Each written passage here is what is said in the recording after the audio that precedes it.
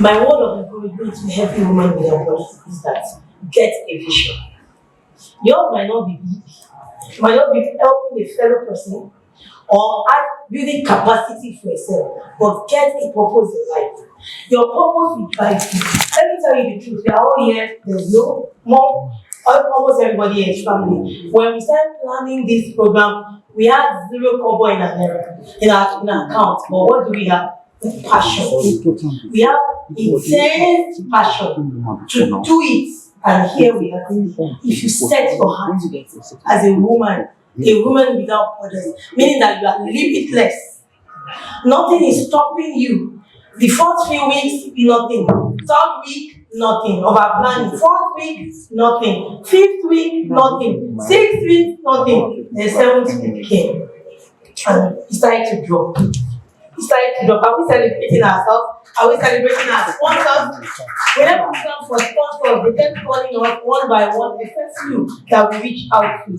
Support from everywhere started rolling in. Imagine if you have given up in the first week. I can't do this anymore. Then in the second week, I'm going to be put to shame. The enemy of my father's house has caught up with me. And you continue with all the negativity. But if you believe, we see results. And so I want to tell you, and I want to encourage you, please be open to all possibilities, because nobody is limiting you. The only person that can limit you is who you see in the mirror. You can choose to win, and you can choose your win. Should I repeat that? You can choose to win, and you can choose your wins. It's up to you. This 9th anniversary is a testament to the fact that every good initiative can be conceived and every good initiative can be actualized, becoming a reality. From today, every woman here must determine to become better than who she was yesterday by taking intentional steps to fulfilling your purpose. Thank you. You're welcome.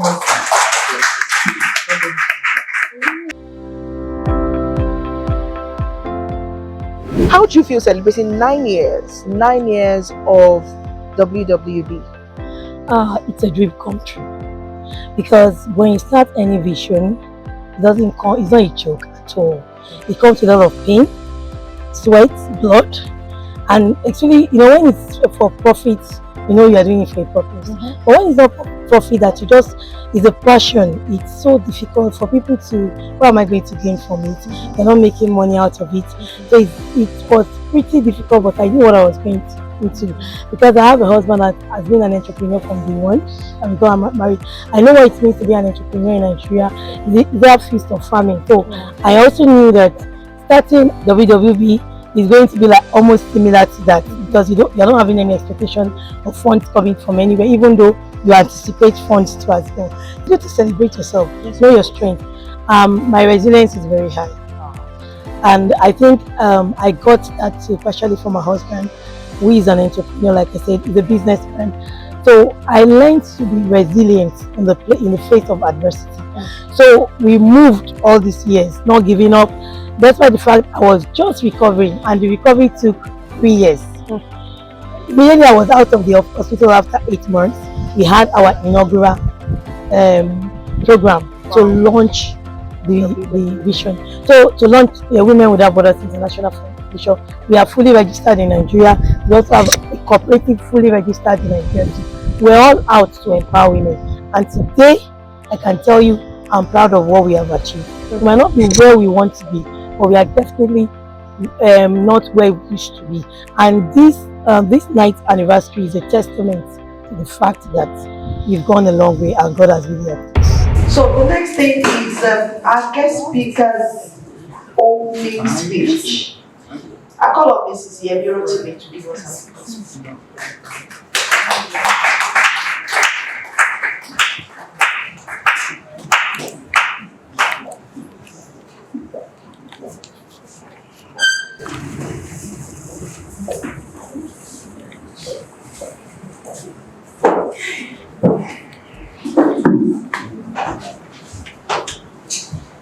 Good afternoon, my beautiful sisters.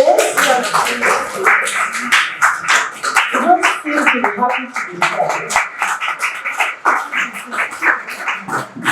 Good afternoon. Thank you very much for that. I was be given a topic to speak about, and to be honest, I think the convener had started the job already when she gave her opening speech. But I'll try my best to speak to the topic. And I also will try as much as possible to share experiences. In my personal life, that's how I teach. I teach from experiences because I think they say experience is the best teacher. So sometimes if you have not walked the walk, it's difficult for you to talk the talk. So I tend to sort of speak from my experience. But before we dive into today's discussion, let me take a moment to acknowledge the hard work and dedication of the team that's put this together. I think this is incredible to have just started from nothing and not having a massive foreign organization behind you.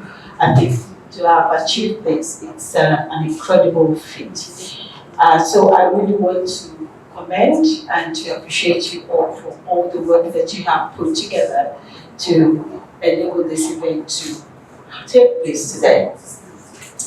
I would also like to commend the convener. She's my bro, she's my sister, she's one of those ladies that I have watched as they blossom. And I mean, to have kept this flag flying for 8 years, and to do all of this today as we gather to celebrate the 9th anniversary, I want to take a moment to appreciate her and our committee and the people that put this together. Please give yourself a round of applause.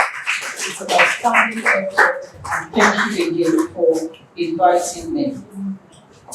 So let me dive straight into it. When I was given the topic, becoming a high-performing woman in the 21st century, there were 3 words that jumped at me. Becoming. What does that mean? High-performing. What does it really mean? And who is a woman in the 21st century?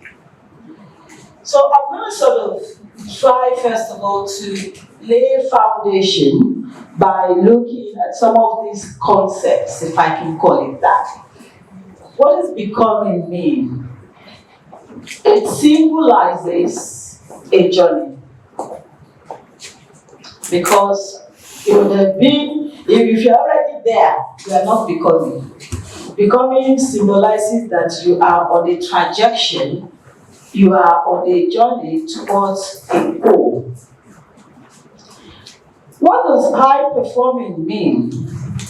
Well, I was going to give you the dictionary meaning, which says that it refers to individuals, teams, or organizations that consistently achieve exceptional results and exceed expectations in their respective areas of focus.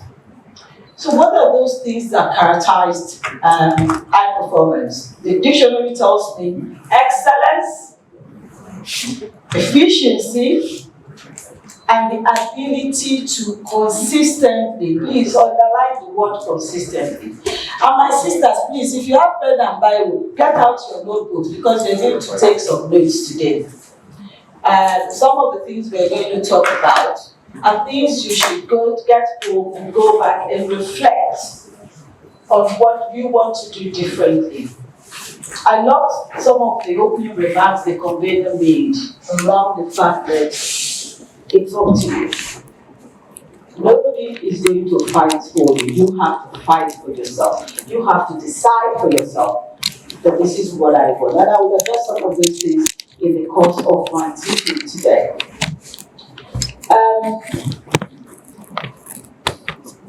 For individuals, Being high performing means demonstrating a combination of skills.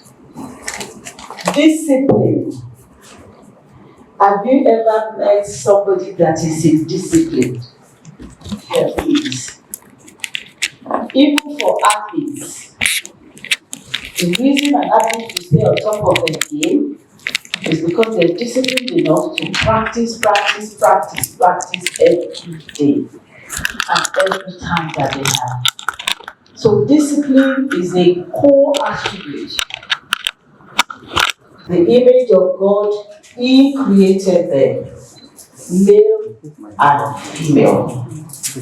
He created them both.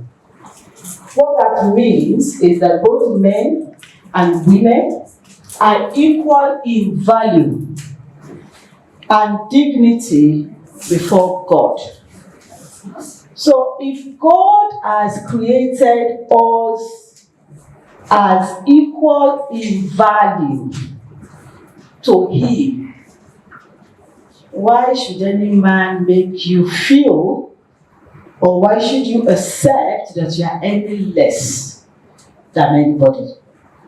Because you are created equal. That's what the Bible says. I didn't write it. It's not in black and white. But it also says, because it's always good to balance things out. It also says in Genesis 2:18, where God said that it is not good for man to be alone. I will make a helper suitable for him. And sometimes it just gives you a really sense of what you're trying to say. And what I'm trying to say is that you also have to know when to be quiet and when to say something, when to react and when not to react. So being a woman doesn't mean you should become somebody's doormat and they can be wiping their feet on you anyhow. But you have to know when to say something and when not to say something. Because otherwise you will just make the situation worse. The second characteristic is what I would call mental toughness and resilience. What is resilience? Resilience is the ability to recover from setbacks and keep going despite obstacles. Mental toughness is the ability to stay focused, calm, and composed in the face of adversity. And I dare say that it is a critical trait for achieving high performance, particularly for women striving to break the glass ceiling. I'll just give you an example.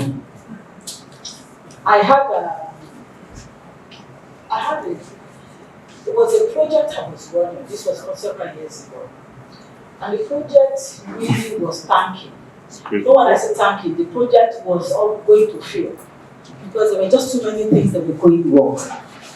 And my colleagues, were busy chatting behind my back and saying that project is not going anywhere, this had not worked, that had not worked.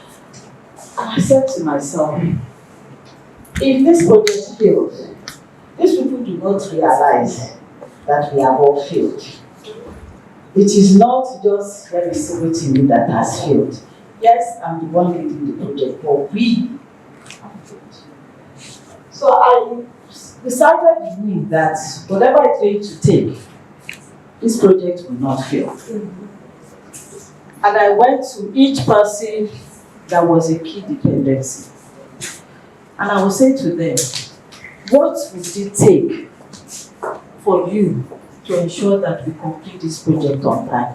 And everybody kept giving me stuff that I couldn't even deliver.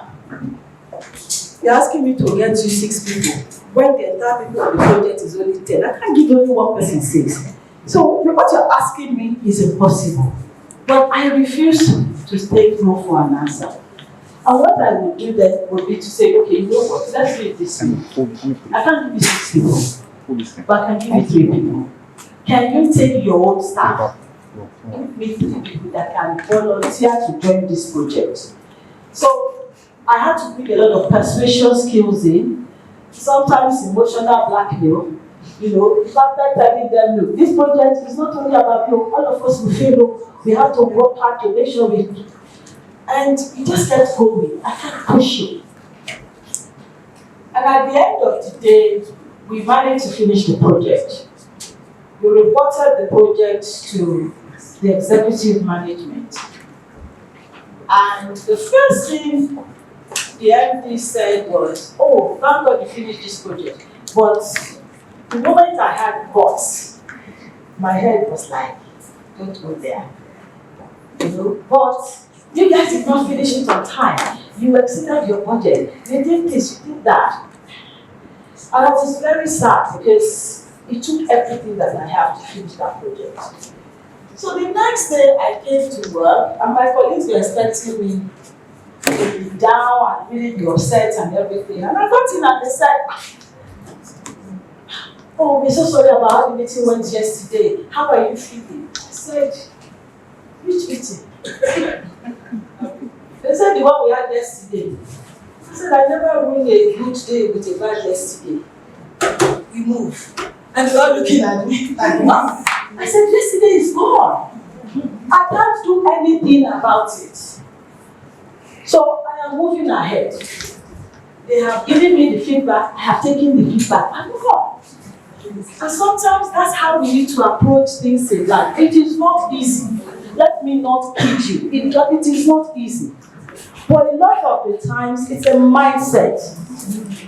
If you want to sit down in the corner and continue to wallow in pity and say, this is me. Look at the way these people have just messed me up. Guess what? They are sitting in their houses, enjoying their dinner with their wives, having a good time. They don't know you are sitting in the corner and you are being sad. So please, don't hurt their, don't, complicate your own matters. It's happened. Move on. And that's what I do. Every single time there's a setback, every single time something goes wrong, yes, it has gone wrong. The next thing I'm interested in, what is the solution? And that's what I will focus on. Because to do otherwise is to limit yourself and to also expose yourself to being emotional in your response. So mental toughness is critical. Now, it does not come in one day. It takes practice. Practice. There's some little things that we are all going through now. And you are going to, you sit in one corner and you keep playing this thing in your head. Why did this happen to me? It has happened.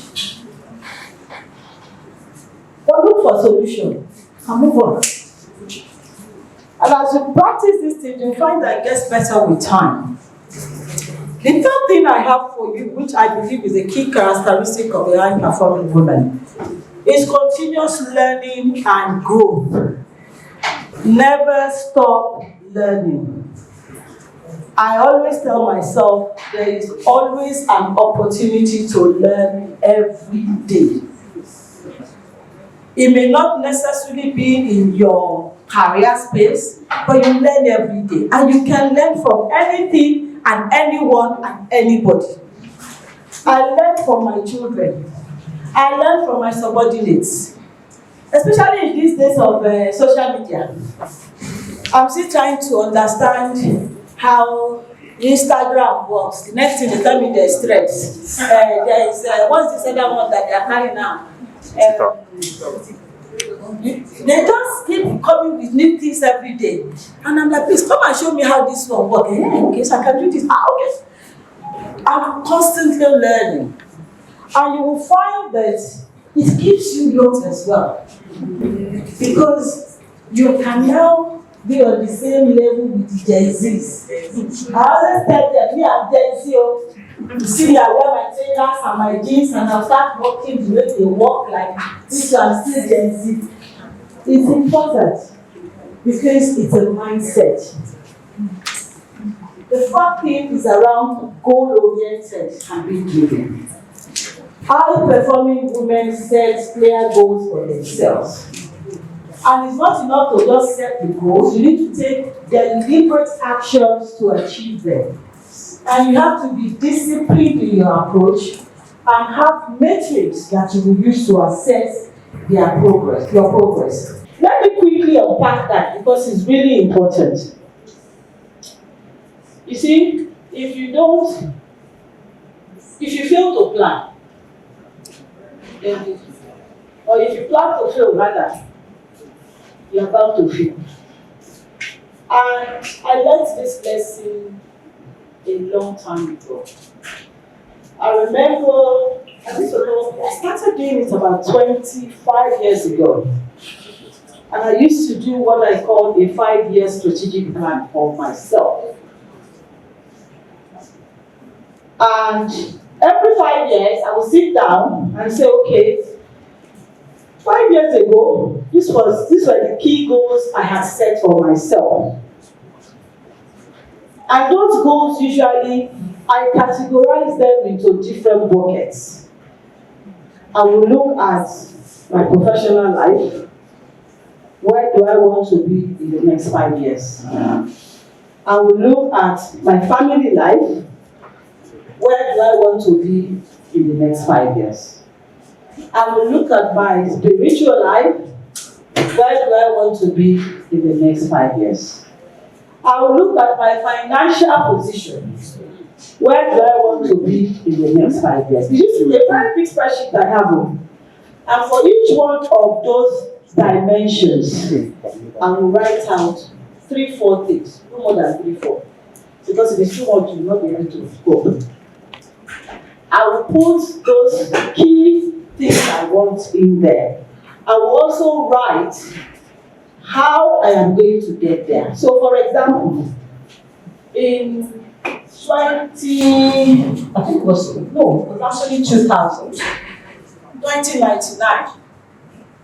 I was writing the first set of the 5-year goals. And I said, by the time I review this in the next 5 years, I want to have done the master's. I want to have, I think I was doing one exam then. I shall wrote all the them. This is now not even applied to the school, but I had put my start date and my end date. I wrote for my family life. I think my son at the time was preparing for 11 plus. 11 plus is an exam they do to get to secondary school. Similar to our, I don't know what they call it. Yes. Thank you. And it's a very rigorous exam. So I put there, so we should have passed 11 plus and preparing for GCSE at the end of this cycle. It's a 5-year cycle. I wrote everything down. I was never really a deep spiritual person. So we fight in our Wahala. So I wrote in my goal that by the end of that year, I want to have read at least 4 books of the Bible. And I planned the 5 years and have it there. And you know, what surprised me when I looked back was that every single one of those goals was achieved. And when I was looking at it, the thing that came to my mind was make the vision clear. Write it down. If you don't know where you are going, you are likely to stop anywhere. So having goals is very important. They may not be things like I have said. So for some people it may be to acquire a new skill. Maybe you are a fashion designer, you want to learn a new skill. Write it down. Put a time to it. And you know the other thing that I found out, by writing it down, that goal will naturally accelerate towards you. I don't know how, but that is my experience. And I did that for maybe 3 consecutive cycles. And then one cycle, I said, I don't need to be writing these things anymore, Jare. I know it in my heart. And there was one cycle I didn't write it down. And when I look back, I was like, why did you do this to yourself? Yes, I still achieved some of the things that I think I had in my head, but because there was nothing before me and a time that I put to it that was chasing, I realized that I didn't go for it with the same zeal. So sometimes you have to tell yourself, irrespective of what is happening, this is what I want to achieve. And then you start achieving, you start working towards it. You see, I don't know about you, but I find that once I've written it down, it also becomes a prayer point. Automatically, because I've written it down. And when you pray about something, it will happen. Unless you have not asked in faith. I mean, so goal-oriented. In fact, of all the things I've said today, if you don't remember anything, remember this one. It's really important. The fifth thing I want you to remember is time management and work-life integration. You see, in this 21st century, achieving a balance between personal and professional responsibilities is one of the most significant challenges we face as women. And, to be able to juggle all the various things together, you really have to be able to manage your time well. And you also need to be able to maintain and prioritize what you do with your time. Dedicate the things that need to be dedicated. I was speaking to a group of young women, I think it was about 3 weeks ago. And the question they asked me was, how do you do everything? How do you do work and do this and do that? You're always in the different places. And I said, well, I learned very quickly the art of delegation. My mother used to say, if you give medicine, tell me, you can't work for all 10 of them to do. Because you can't sit around here and be doing nothing. I said, come and help me with this. Oh, why are you okay? Let me do this. You do this. Do this. I'm not saying that you should turn everybody into your, but I'm saying use the networks around you to help you achieve your goals. For example, we all have kids, we have a day job, and for sometimes you find that your job you work long hours. You can't be in two places at the same time. So you need to prioritize those things that are important. Is it really important that you clean the house? Can you not get somebody to do the cleaning? Is heaven going to fall if somebody does the laundry for you? Oh, if you don't wash that clothes with your own hands, when your kids wear it, they will have properly. No, because I sometimes ask my fellow women, why do you want to kill yourself? You have two hands like everybody else in the house. Please, if there are things you can delegate, please delegate it. Don't let them kill you with housework. I would rather spend quality time with my children than to be spending that time to be cleaning floors and to be mopping this and to be doing that. Sorry, this is the 21st century. Those days are long gone. Our mothers that were doing it, they didn't have to go to work and put in 12-hour days at work. They didn't have to do that. And today, even after putting in 12 days at work, you still come home. But I will still tell you, I don't like this, this is what I want. You still have to find a way around it. So you need to prioritize. What are those things that are really important? And those are the things that should consume your time. There are special meals that your family loves. I will cook it myself. But trust me, all the bread, somebody has done it for me. You see, before I come back, that onion, I put the bag there, please. Make sure you have got everything ready. Vegetable. If I come there within 30-40 minutes, I'm finished cooking. Because I have found that I'm just being practical. Because I have a younger lady that I mentor. And she will tell me that she gets up at 4 a.m. because she wants to make fresh meal for her family. I said, oh, you don't know. So when you finish cooking, you now get rest, you go to work, you now put in another 8 hours.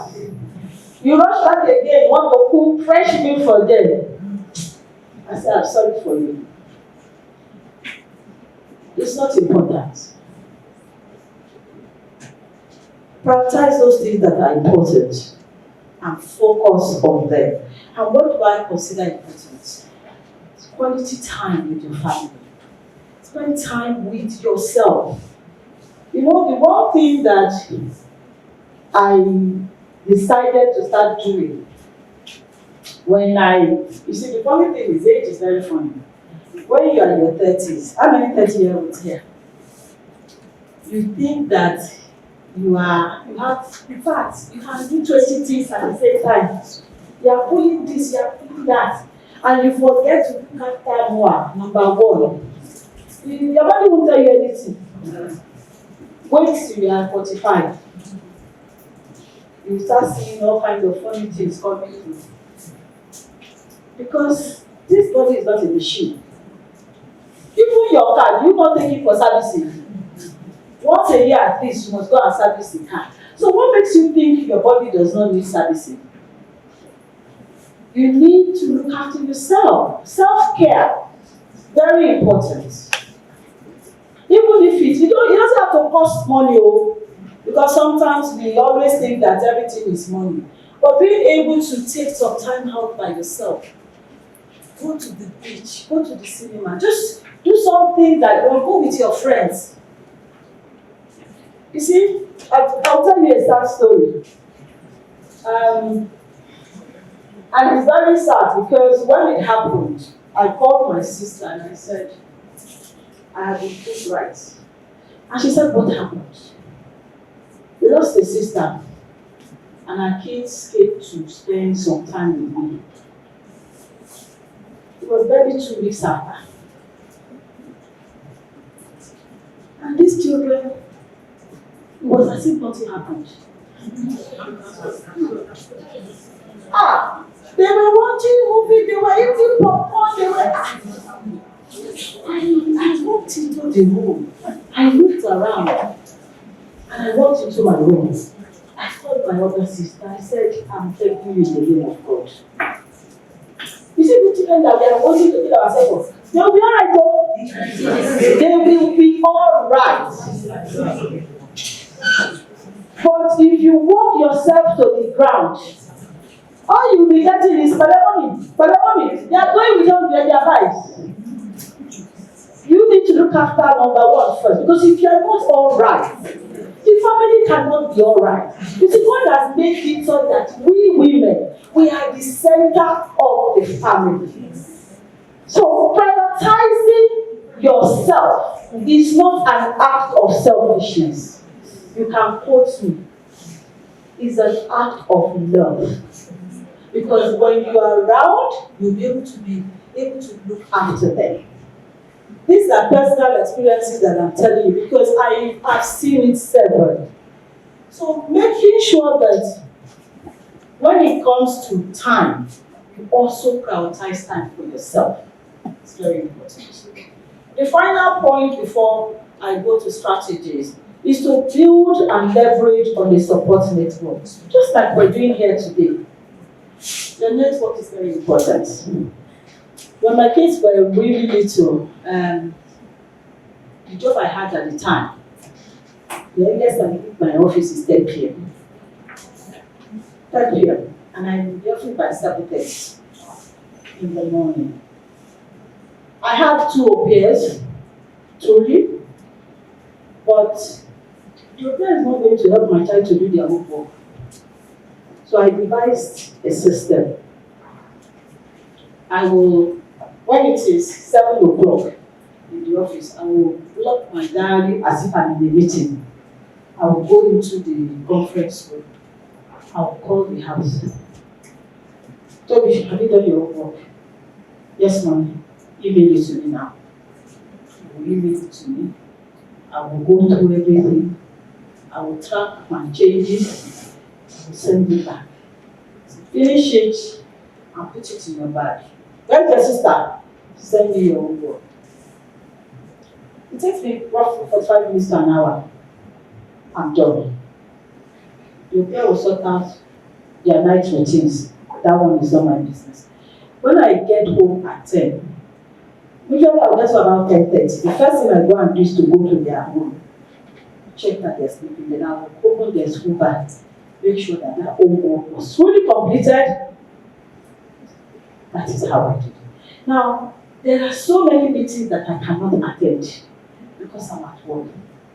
But I am blessed in the sense that I have a lot of relatives that live around me. So when it is swimming, my senior sister knows that is her job. She's the one that takes them to swim. The day they have football, in fact, the coach for the football eventually took pity on me one day and said, Madam, you know what? I will be taking this boy myself. I'll come and carry him in your house. Because when they are doing football, they play all over, because in UK, all over UK. Today they could go to Manchester, tomorrow they are going to, I can't be tagging everywhere. No, I just said, don't worry. You have to leverage the network around you. These days, grandmas, they are so plenty that are looking for something to keep them busy. Some of them will want to be paid for it, pay for it. Because what you are buying is long life. I'm telling you, what you are buying is long life. So leverage on this network to help you. We have so many responsibilities. And when you look around you, you find that those that think they can do it alone, they're usually the ones that don't make it on time. Because there's too much pressure. So what are the strategies that we here need to achieve? I'm going to give you 6 because the time I've got 10 minutes left. So becoming a woman in the 21st century. First thing, you need to develop a growth mindset. One of the first steps is a growth mindset. You have to have the belief and the abilities and the intelligence to be a 21st century woman. But it's going to take effort. It's going to take learning and persistence. So when I talk about a growth mindset, I'm talking about learning from the mistakes, learning from criticisms, because you see, it is not every gamble you take that you will win. But the important thing is to learn from them and to grow from them. I have lost as many times as I have won. But every time I lose at something that I've done, I take a step back and I ask myself, why does this thing not go the way I planned? What are the lessons I can take away from it? And you'll find that the next time something similar comes along, I remember the last experience. I said, no, I won't do it like this. There was a time we were trying to buy a place. And, in Nigeria, all this money left. We had paid, we had done everything. But I wasn't really too familiar with the situation. So we paid, and then for them to now do survey, they started doing us like this. Anyway, long short, we lost on the property. And it was quite a bit of money at the time. And I was very upset, but then I asked myself, what could you have done better? How could you have achieved the same thing without risking your money? So the next time I wanted to do it, if you don't pay tomorrow, the heaven will fall. I said, let them will fall. You must go to the registry and do the necessary checks for me first. If the Lord does not agree that everything is in total, please carry your hand and be going. I'm not doing it. Experience is the best teacher sometimes, but you don't have to be the one to learn to go through every experience. You can learn from other people's experience as well. So developing a growth mindset really is about you learning from your past mistakes and growing from it. We've talked about number 2, which is to set clear, measurable goals. We call them SMART goals. Because you see, when you set a time to it and you can measure it, you can actually judge yourself whether you are getting there or not. The third thing is prioritizing your health and well-being. I've also talked about that a lot. You know, regular exercise, balanced diet, adequate sleep. I'm preaching to myself as I'm talking to you this morning because I'm not sure that I do all of those things well enough. But it's been scientifically proven that if you actually don't get enough sleep, it's a problem. But in this part of the world, we just think we can put a thing down and just manage for the next 2 weeks. We are just storing up more problem for the future. Getting rest is important. Mental well-being, mental relaxation is also fundamental to high performance. So engage in mindfulness practices.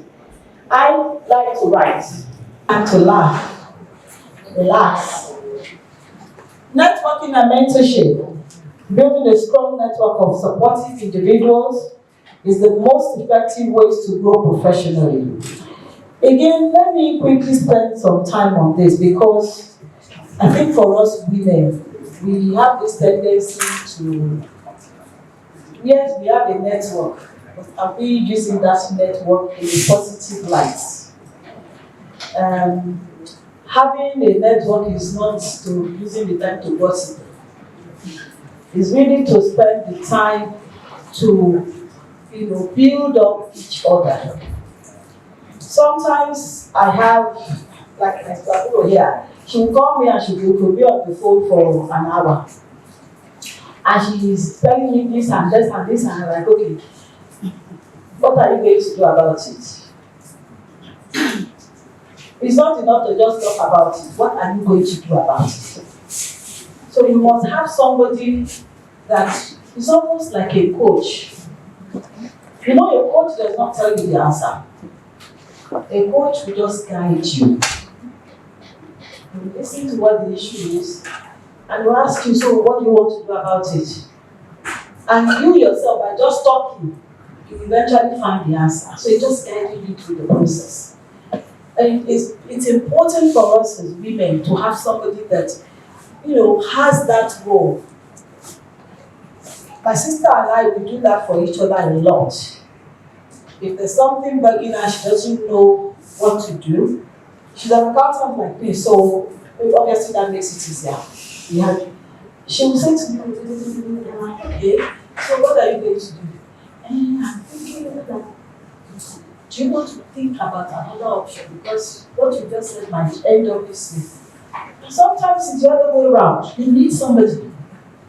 And you know what? The person doesn't have to be older than you. You just need somebody that has life experience, that can give you guidance, pointers in terms of what is really important. Number 5, embracing failure as part of success.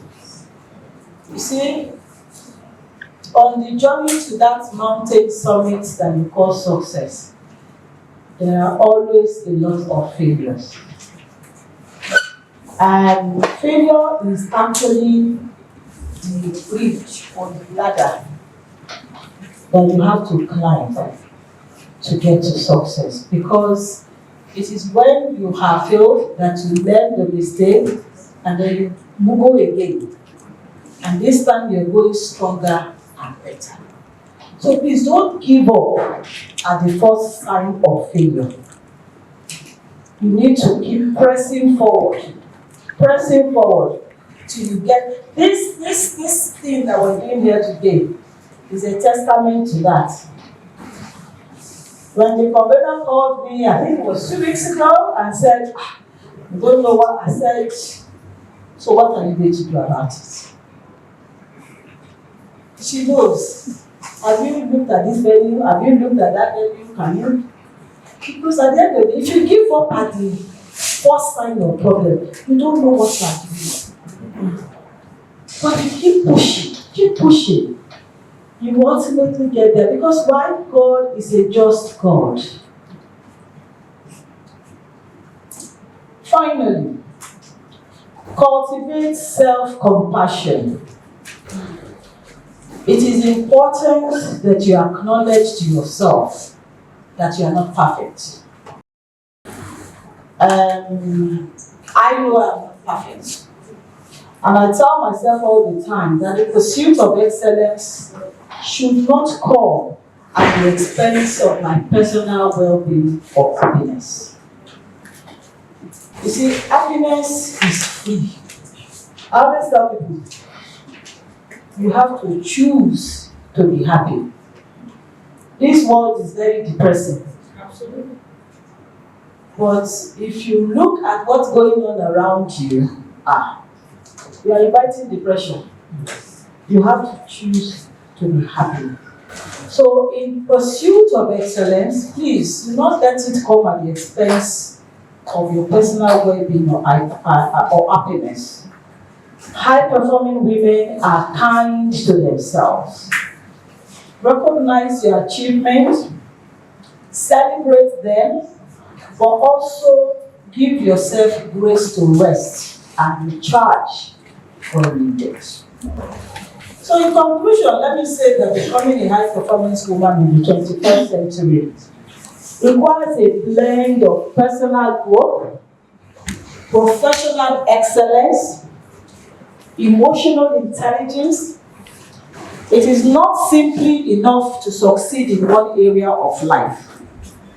As a high-performing woman, you have to strive to excel across all facets, maintaining balance and resilience while pushing boundaries and breaking barriers. The key traits of self-awareness, resilience, continuous learning, goal setting all contribute to a holistic approach to high performance. And by embracing these traits and employing those strategies that we've talked about around networking, mentorship, self-compassion, we women can not only achieve high performance, but we also inspire those around us to do the same. The future for us is limitless. And the potential is there if we equip ourselves with the tools to perform at the highest level. And with the determination and vision that we can continue to lead the way into a brighter and more equitable future. Thank you very much for listening.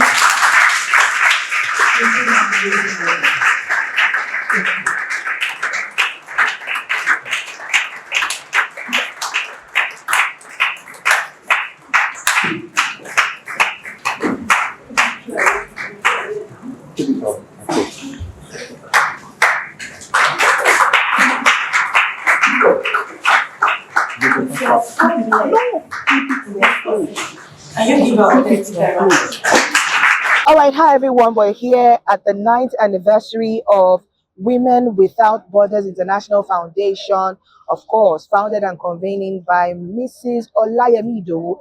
And I have with me an industry Amazon, trailblazer, confirm. It's not just like say we are trailblazing, it's not trailblazing. This is trailblazering, if there's any word like that. I'm talking about Mrs. Yemisi Rotimi. She is the CFO, Leadway Assurance Nigeria. Thank you so much, ma. We're so grateful to have you here. You look beautiful. Let's not go there too much. Thank you very much. All these are our perfect mommies. Let's not. But how do you feel being here today for Women Without Borders? It's such a privilege to, address the women. And I'm so proud of the convener and the Women Without Borders organization. To keep something going for 9 years is not a joke. So I really want to commend them and to celebrate with them as well for really getting this off the ground and keep the flag flying. And for the attendees, you can see the room. Everybody was very attentive, Yes. and I think we had a swell time. Really talking heart to heart and being very practical about what it takes to be a woman in the 21st century. All right. So I want you to know that she's actually our guest speaker for today. So, but now you said something. You said for women who want to achieve goals and are goal oriented, or who want to be goal oriented, you say that these women have to prioritize themselves first. Why? Well, it is not an act of selfishness, it's an act of love. Because for us as women, we are always thrown in too many, pulled in too many directions. And if you're not, okay and together in yourself, you really can't then tackle all the challenges that goes with being a woman on the home front, in your work life, your family life, with your parents.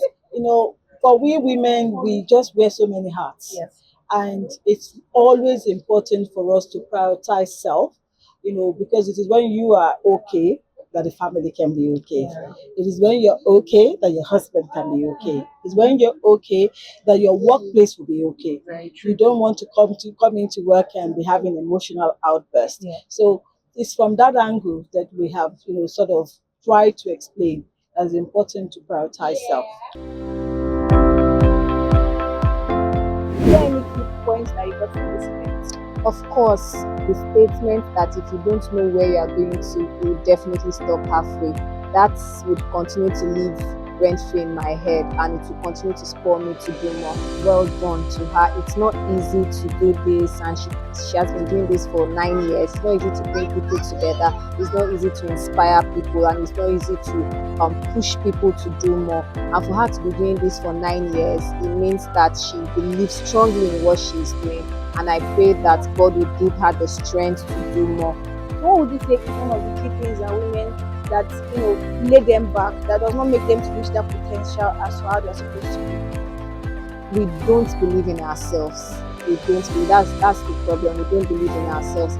Despite the fact that there are so many women events, so many aspire to perspire conversations, yet I feel like when we leave those events, as soon as we are stepping out, that fear of the unknown tends to envelope us, and we begin to doubt our capabilities. But like the guest speaker said today, make that bold step. Start. You don't have to do everything at once. You don't have to get these milestones overnight. Just make that step. Start something. Little baby steps, and before you know it, you get there. My name is Olufunala Mary Inongo, and you are representing NLPC Pension, Anthony. All right. And what would you say is your takeout from this program? Okay, the fact that one thing that stood out for me is the fact that we are limitless. We are limitless. We, as a woman, we get to do exploits without having any restrictions. You can do whatever you choose to do, as long as you are dedicated, you are determined, and you go. You're good to go. You excel. So is there any key thing that you would literally impact in your own life personally coming here? I think I've procrastinated a lot. So I think I work on, going for whatever it is I put my mind into. For those people that are just joining us, I'm seeing some wonderful faces here. You are most welcome. I hope you did not miss much. Did we learn something at all? Are you taking something on in this first session? Are you very sure? We're not excited. Can we just, women without borders? Is it touch, did the session, the message touched us so much that we are also quiet? But she said the truth, didn't she? Let me have 5 people before we introduce our MC. That she quickly went to Aso Rock and she's back. She will explain how she went there before soon. So let me see your hands up. Those people that learned something during the first presentation. Now, okay, tell me what you learned. Just introduce yourself. Okay, so my name is Irene from the Netherlands. Thank you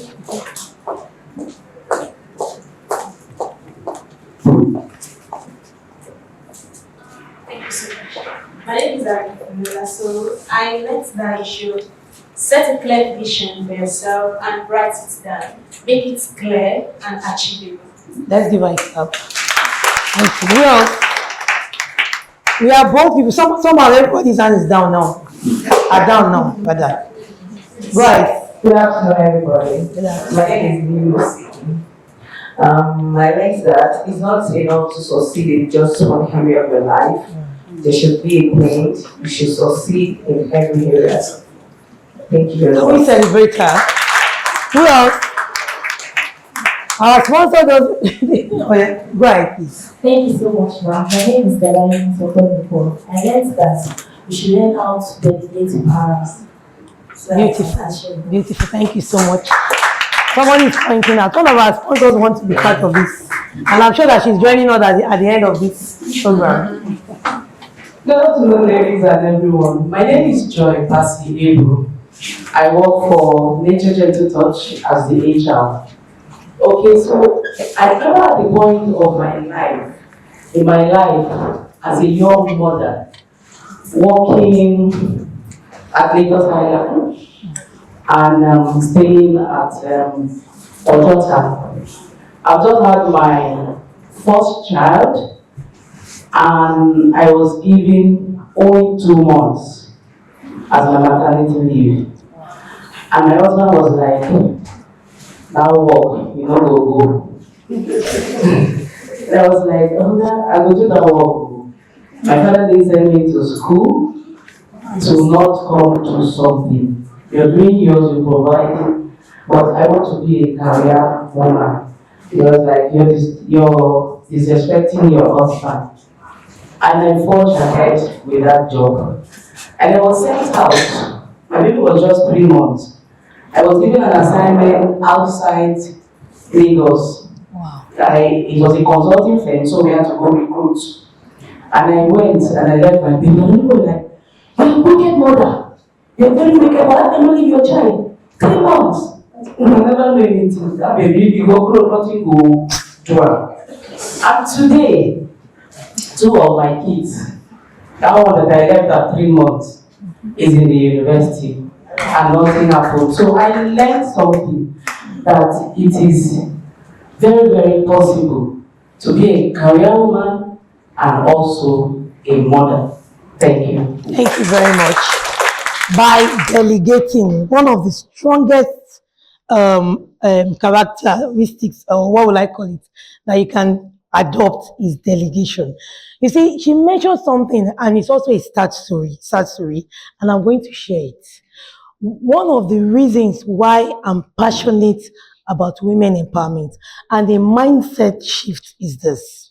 I'm not going to mention the media house, but people in the media world, they know the person. She was popular in her lifetime. I won't mention her name, but I know you know her. She died during COVID-19, but she didn't die of COVID-19. I know you know her. The people on the media table, you know her. She used to be my very close friend. We'll not be friends again anyway. She used to sew my clothes. A lot of people, she wore many shoes. She put on many arts. And I was inspired by her multitasking lifestyle. She became a single mother before I met her. I think her husband left her, but she was everywhere. Is it that she's doing a conference somewhere, she's emceeing somewhere, she's doing one thing or that, and she still sews. And then her mom, who was her support pillar, died. And she lost it. I saw a woman that was very energetic before my very eyes, lost the reason to live. My husband is here. He knows her. He knew her then. And I saw her gradually leaving us. It was bad. The first thing she told me was that, Yemi, I don't want to sew clothes again. All my clothes. It took me like 4 years before I could get another thing. I was traumatized. Gradually, she was living. She was dead before she died. And barely 2 years after her mother died. She didn't die of COVID-19, right? Media, am I right? And when I heard she died, she just told me, Oti Sumi. And she was losing it, 4 children. And when her mother died, she gradually left and then she died. Just one, when your immune system has broken down to the point that your body cannot take it anymore, she just died. And I wept. My husband said that, she's not your family member now, but he understood the pain. It was painful to see a woman thriving, doing everything, And then she died. And I was angry in my spirit. I went to God. You know, when you are pained, because she's like me, a woman like me. She was like me. And I was looking at her and seeing everything she did then. I have a husband. She had no one then. And she was a mother and a father to her children. Then I prayed, God, why did she die? I love praying a prayer of inquiry. I want to know why, so that I will have closure. And I had a dream. I saw her moving backward. She was talking to me. I was like, I was fed up. And she kept moving backward until she disappeared. Then I stood up. I went for her burial. And after 3 months, no, I went for a wake keep. I cried so much. After 3 months, I went to visit her children. During the burial, they bought phones for all the children to engage them. Then I saw her sister and I saw the children. They were on all social media platforms. They could barely greet me. And I asked the sister, what happened? She said, they've forgotten their mother. And I told myself that day that, Yemi, stand up. I called my spirit, soul, and body for a meeting with God the Father, God the Son, God the Holy Spirit.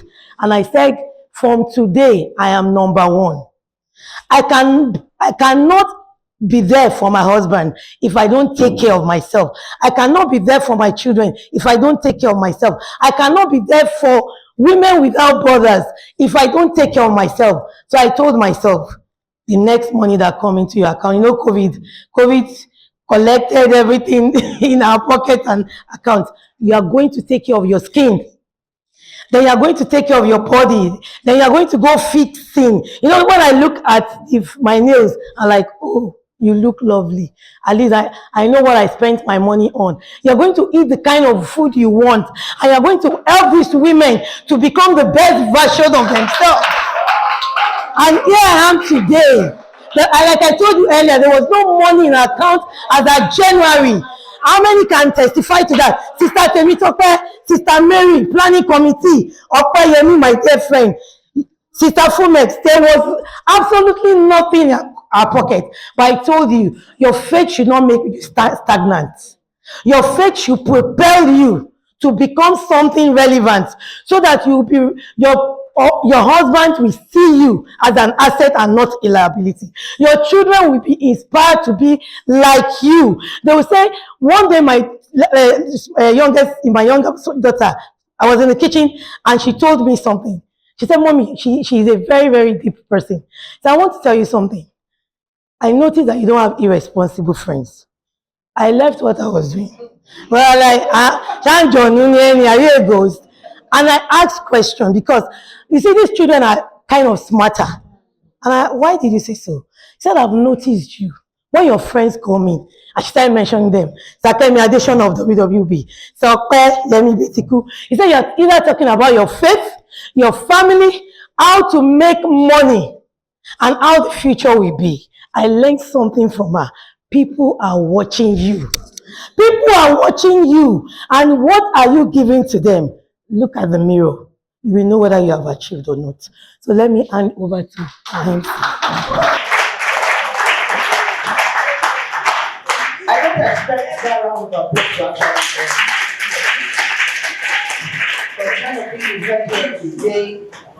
Please, I get to say I need a standing ovation for the convener and founder of the Women Without Borders Foundation. If you're here and you're a woman, please do a standing ovation. There's a reason why I'm asking for this. And I feel that you know that you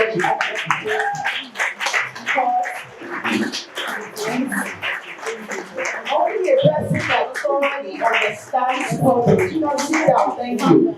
Can do this kind of. You see, women NGOs. They say it's not profit, but it's profiting from the bag. And they're not doing the work. And that goes for people who wonder why I say that. My name is Esther Wango, but on radio, on television, you know me as Baby Lawyer. I work with Master at TBC. I'm going to be your MC for today. I'm sorry for not making it here on time. I had a Women's Month experience today with the VIO, the Nigerian police, and and Wagbero of Lagos. Yes, it happened because I had to host a sports event before coming here today. And then on my way back, there was an issue. But I want to say this, if you're a woman in this place and you still think that you have an excuse to feel sorry for yourself, and when the world tries to push you, you stay in a place, you will die young and you will be sorry. And I want to make another announcement. You will go to hell. It's not a joke. And I'm telling you this as a fact because it is what my mom raised me to know. If you don't fulfill purpose as a human being, you have committed the biggest sin therein. God will forgive you for lying. God will forgive you for killing somebody, I promise you. Give your life to Christ, He will take it from you. No problem. But God will question you for not being an adequate ambassador. And for you to be that, you have to first achieve purpose, fulfill purpose, and be you. Because your purpose and fulfillment of purpose is your essence. How many of you here, every time you did something good for yourself as women, you felt good, yes or no? But when you didn't, you felt terrible. Do you know why? Because you felt you didn't fulfill purpose. So for every woman here, I want you to give yourself a round of applause. Thank you so much for this time. I first of all want to acknowledge our dear speaker, Mrs. Yemi Sirotimi. Thank you for the words that you spoke. Number one, prioritizing yourself is not an act of selfishness, but an act of love. So for every time that you chose to die for everybody else, you told yourself, your soul, your body, and your health, your finances, because some of you will spend money.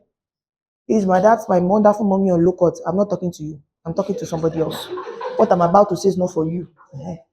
Some of you have gone to go and start doing low cut to do low budget. But you are making money. You are spending the money to buy fuel to fuel generator. I know you don't support your husband though. You are spending the money to buy nice clothes for your children. Then you are doing low cut. And you are telling yourself that the more you barb the hair, you look younger. They play. They play. Please celebrate my dear Madam CFO for me. She did very well. If you don't celebrate, I'll be angry. She told us that when you pray about something, it will happen unless you don't have faith. Some of you here, you are lacking faith. We are here today for Madam Yemi Idowu because she has faith. She has faith in Women Without Borders.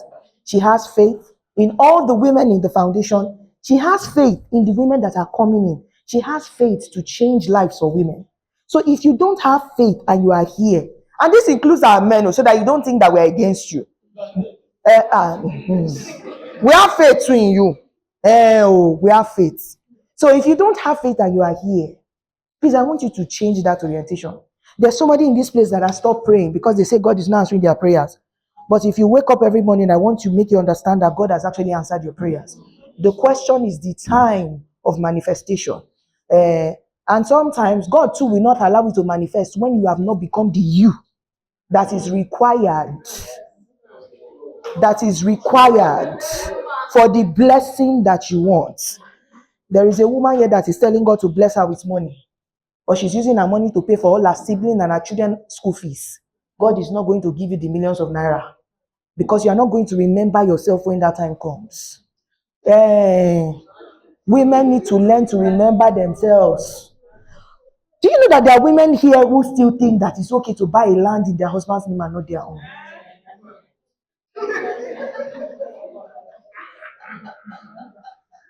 I bought my first land at 19.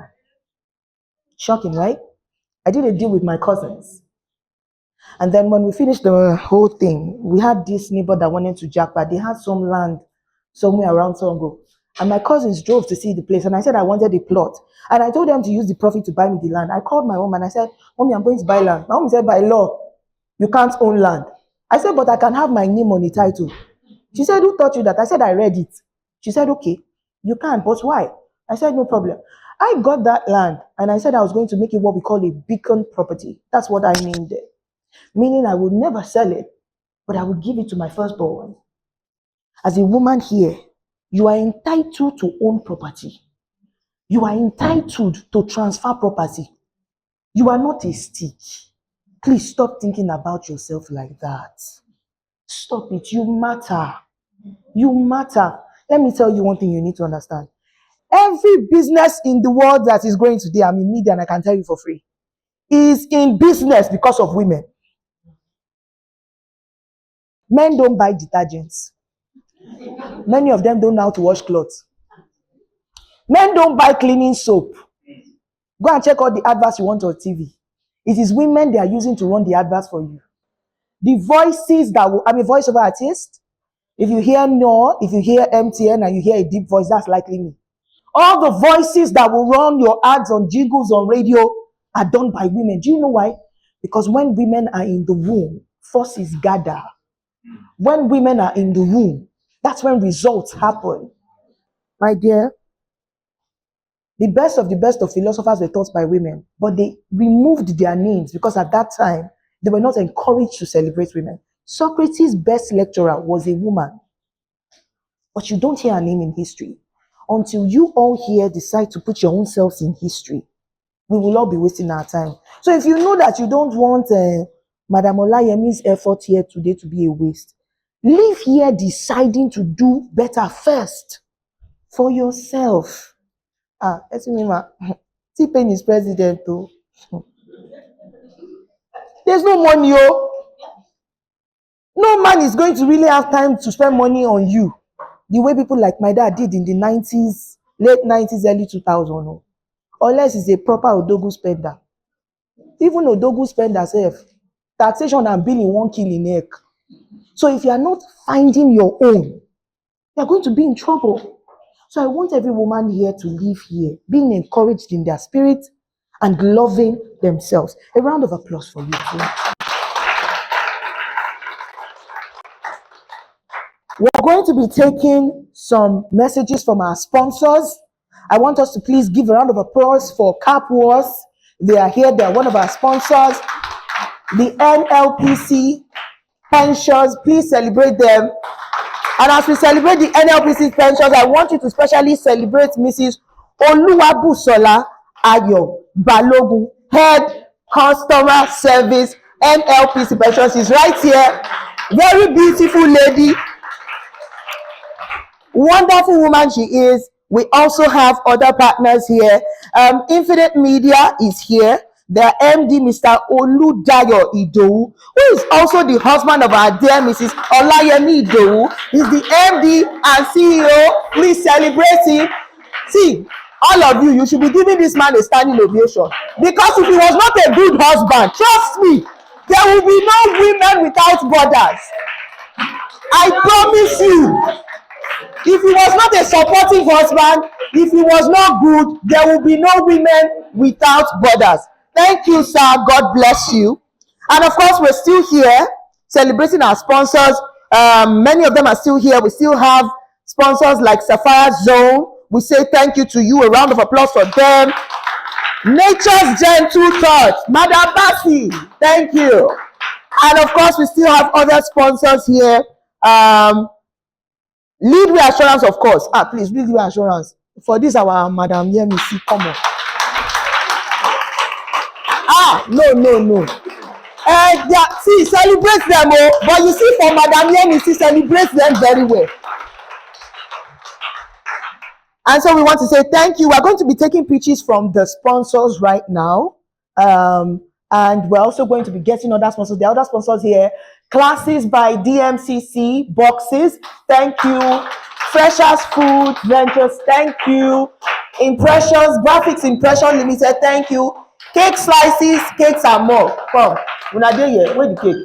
And then, of course, Cap Wars, I've mentioned them, Challenging Attitudes, Perfecting Words. Thank you so much to all our sponsors. So we're going to be having the networking session now. Before we now have our speaker conclude her session, and then there will be question and answers, because I noticed that a lot of women were whispering when she was speaking. She was just giving them rema. Everybody was just thinking about the destiny of their lives and things, they were just going down memory. I was sitting down there, all those women, they were just, I remember that time. Your mommy wani primary 2, don't worry. All those history that you have, calling back from the ancestral realm of your mind. There's going to be a time when you can ask all the questions, and then it will be quite interactive. And I beg every woman here to please be vulnerable enough to ask the questions, because I promise you, some people will leave this session today with tears in their eyes, not because they're necessarily pain, but because they would realize themselves and come to that place of self-awareness where they decide, is this how it's going to be, or am I going to do better? I was with a friend from secondary school yesterday, and I want to say this to my young women. I'm in my very early 30s. I met this friend of mine. She got married at 25. She has 3 children. She was a single mother before, when we were in secondary school. She got pregnant and then she had to leave.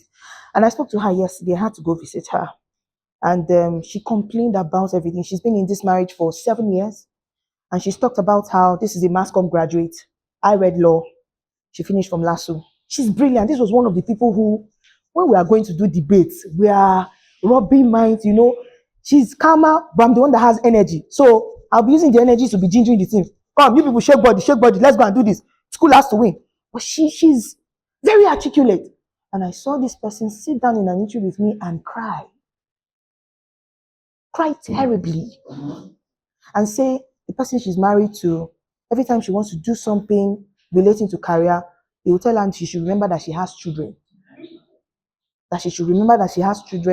That a woman's worth is just around children. And when she tries to push past it, he will tell her, that's not my business. After all, you have given me children. So if you go, that's your business. And she said, I've lost myself. I won't lie. I slept at 3 a.m. this morning. Let me tell you why. Because I spent over 2 hours telling God I'm sorry. I'm sorry because when I saw this lady's pictures on Facebook, then I was still in uni when she got married.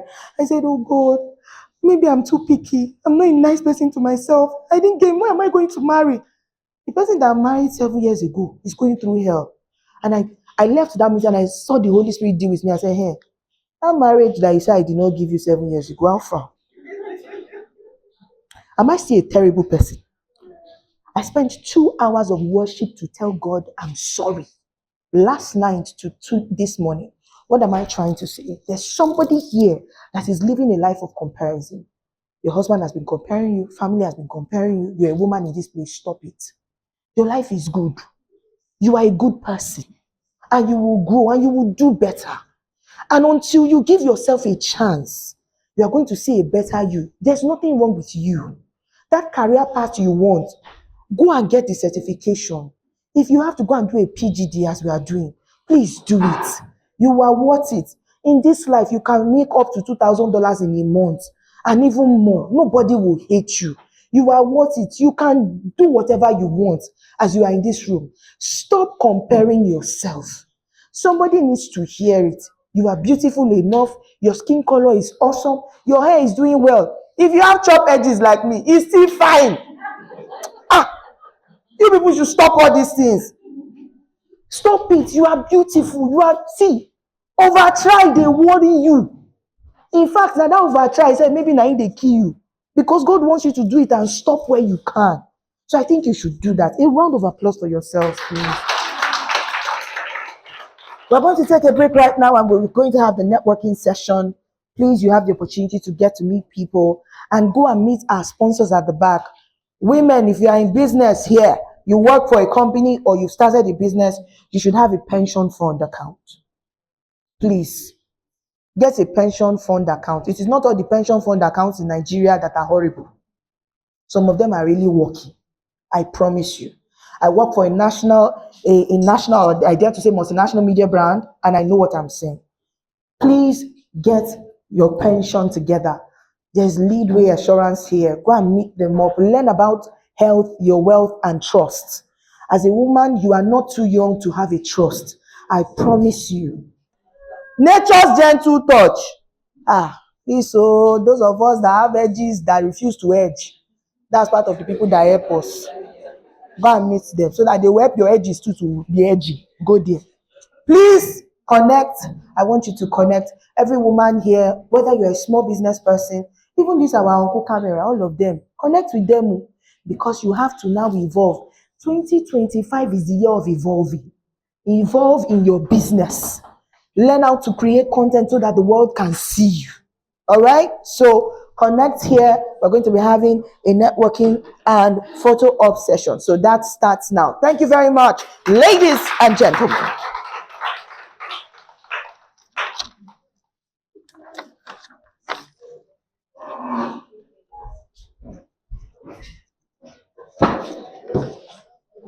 We said you should connect to. People are still sitting down. Stand up, oh. Connect to, oh. Connect to, oh. Stand up, oh. All right, so please, I want you to give a round of applause to Miss Nwankwo. Yes, I can remember the Nwankwo because that's my surname. Her first name I don't even know Jesus. I'm a wonderful person. Please give a round of applause all the way from Libre and Sean. She's here. Clap for her. Oh. Madam, let me say I've ministered to your life. Clap for her. Oh. Clap for her. Clap for her so that God can clap for you. Thank you. Good afternoon, everybody.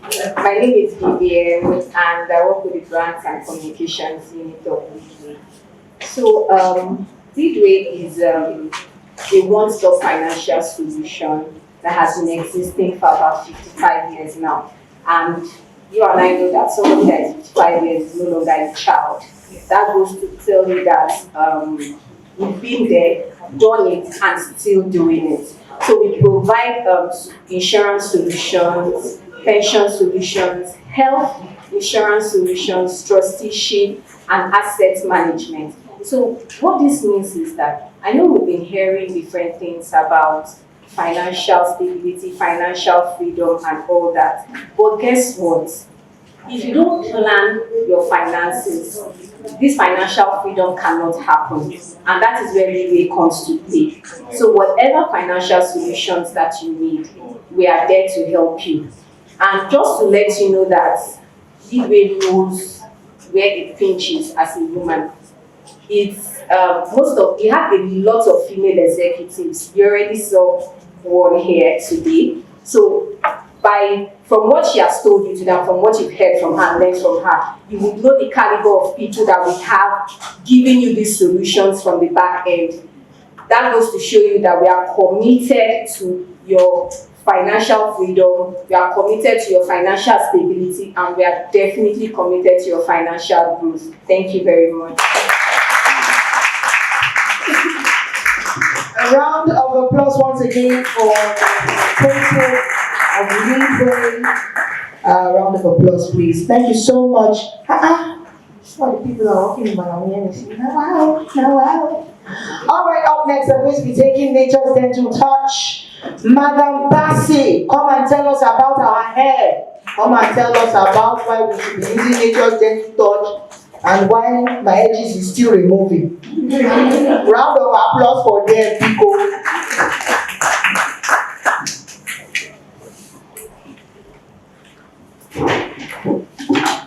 Good afternoon once again. Okay, like I said earlier, my name is Joy Bassi Ebu. I work for Nature's Gentle Touch. Now, one thing about nature is that it touches you gently. So that's where we got our name from, Nature Gentle Touch. You're supposed to be very gentle when it comes to your hair do. Somebody was asking me, is this your hair? And I said, yes, it's my hair. What is the essence of Nature Gentle Touch? It's for the African women to wear your hair in the natural way and be confident to go anywhere. I wear mine like this, and I go to any location that I go to. Sometimes I blow it out, and people are like, wow, is this your hair? I said, yes. I say, how come? Nature's Gentle Touch. Now we have a whole lot of hair products for the African women. We have for the natural hair, that's your virgin hair, that your chemicals have not entered. And then you also have for the relaxed hair. And now, one thing we do at Nature Gentle Touch is that we have trained trichologists. Someone was saying, say it again, trichologists. That when you come in and say, I want to relax my hair, they won't just relax that hair. Because there are certain things you're supposed to do before you get your hair relaxed for those unrelaxed hair. The first thing we do at Nature Gentle Touch, we have two branches. The factory sits at Isolo. This product you see here is actually produced in Nigeria. So our factory sits at Isolo, and then we have a hair clinic at Ikeja, 22 Oduduwa Way. The first thing the trichologist does for you when you get to the Hair Institute is to run an analysis on your hair. When that is being done, they'll be able to tell you the kind of products you will use for your hair. Like I said, we have both for the virgin hair and the relaxed hair. And we don't just have only for hair, we have for body too. We have our hand washes. And then we don't just do women alone so that the men will not say, hey, I don't remember us. We have the non-stop for the men. Now, we came here today to support women without borders with a range of mono oil products. A round of applause for them.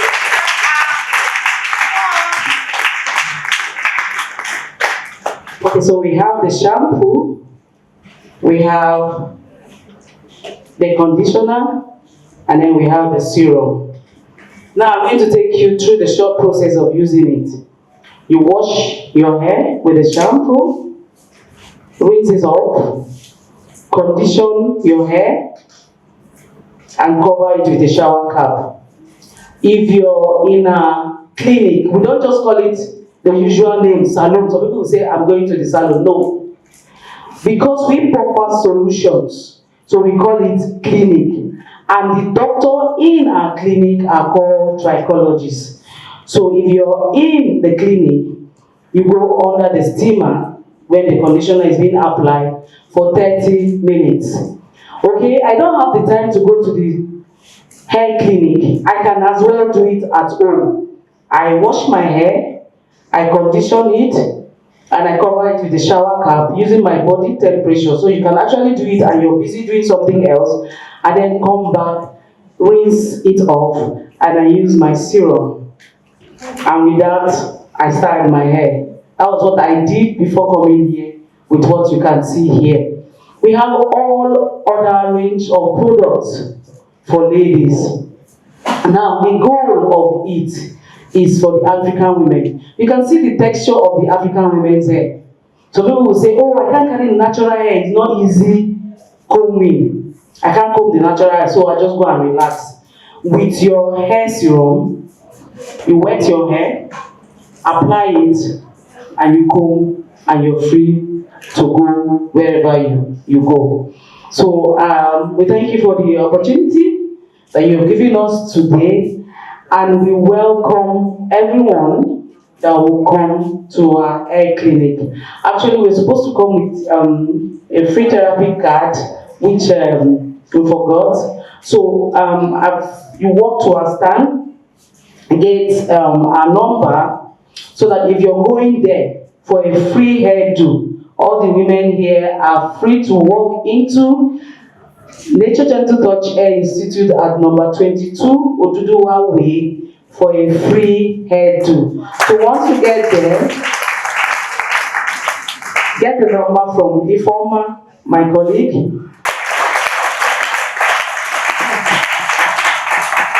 All right, so I want to find out, Sapphire Zone, are you ready for your own presentation? For our people who want to know Sapphire Zone, this is Sapphire Zone, Abi. We're here, Abi.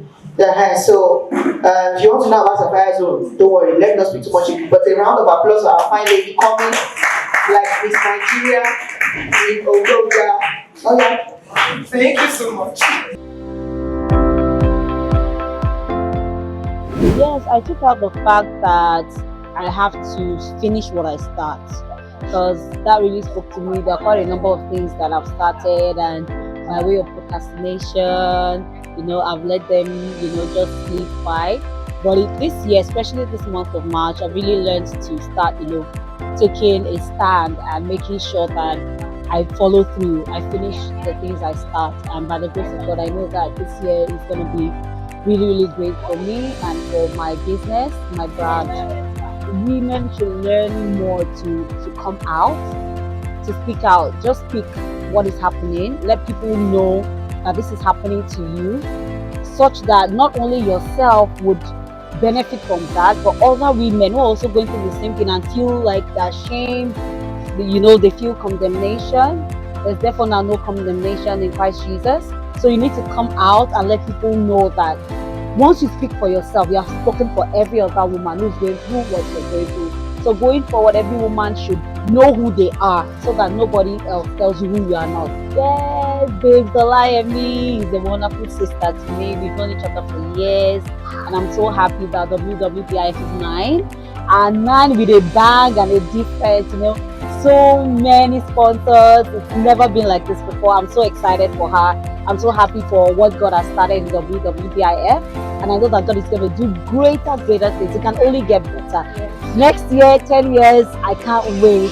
Even if I'm not around physically, I know I have to be online, to witness this wonderful thing that God has started in her life and in the life of the ministry. Good afternoon to everyone here, all the highly esteemed ladies and gentlemen.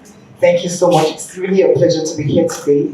So I'm Safayazun, and I actually consult for contract professional services, and we're into all the financial solutions, services and insurance. So we do doing some as part of our insurance solutions and options.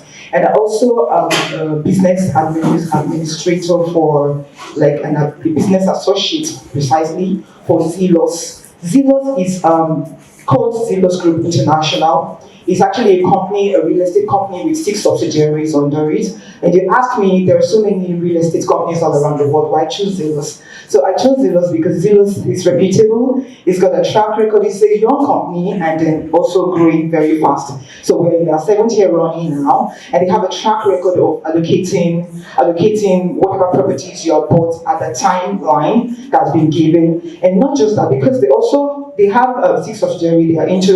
They are an insurance brokerage firm, Absolute Insurance.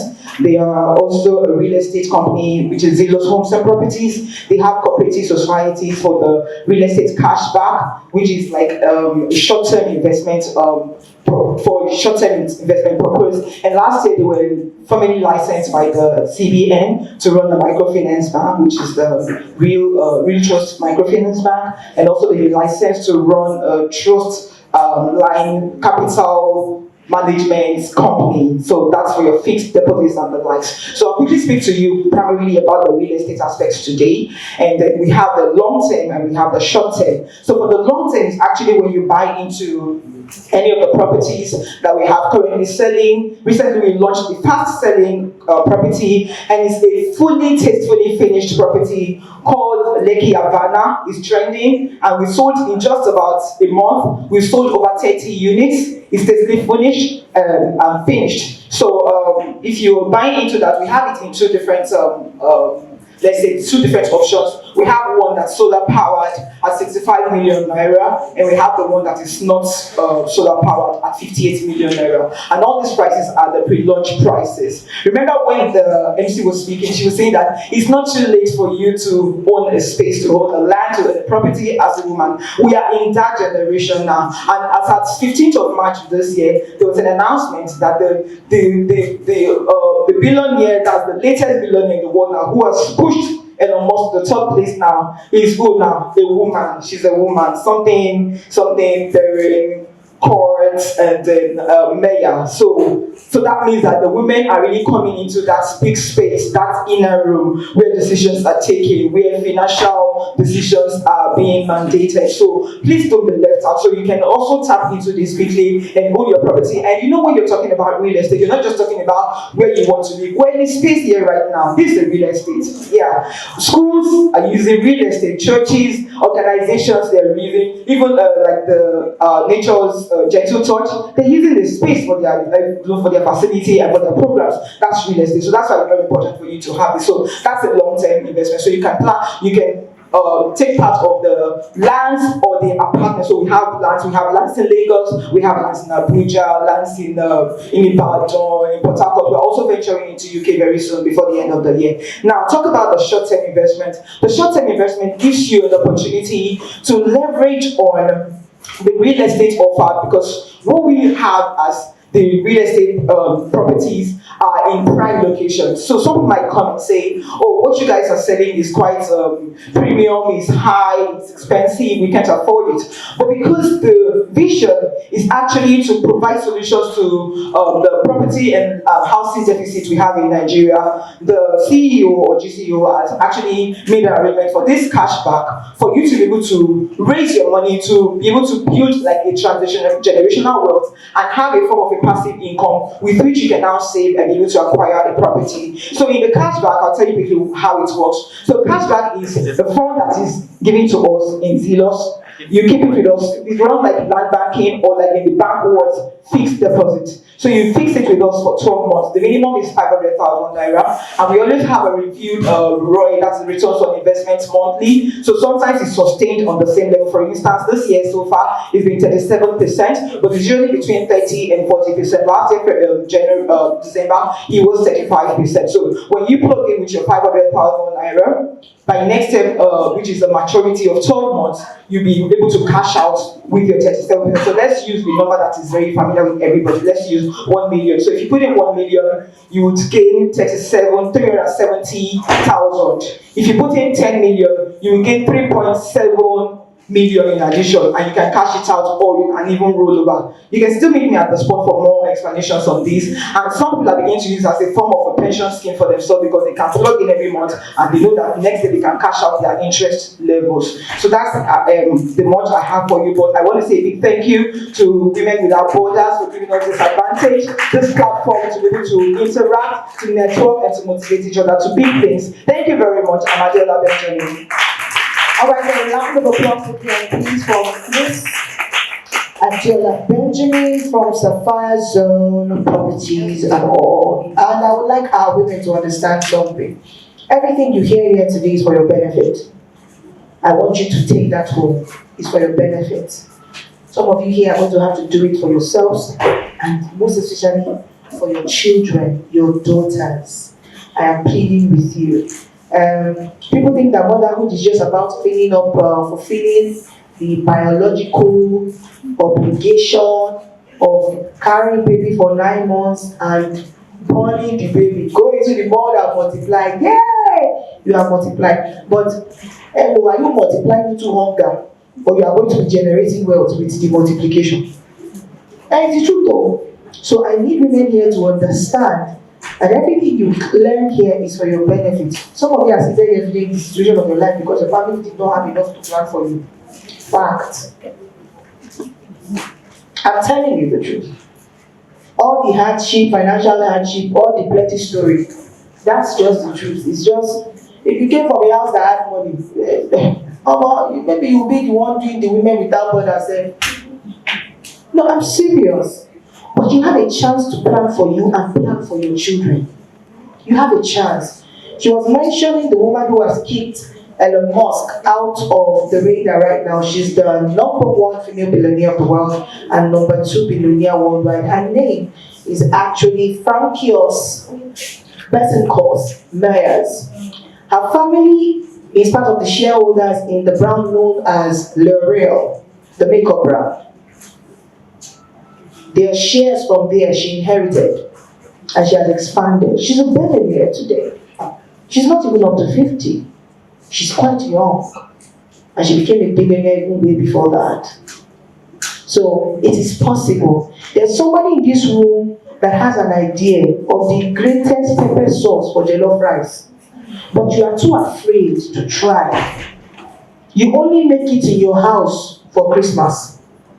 But what you don't know is that you can actually craft it out into a business. And I can shock you, you can export it out of Nigeria.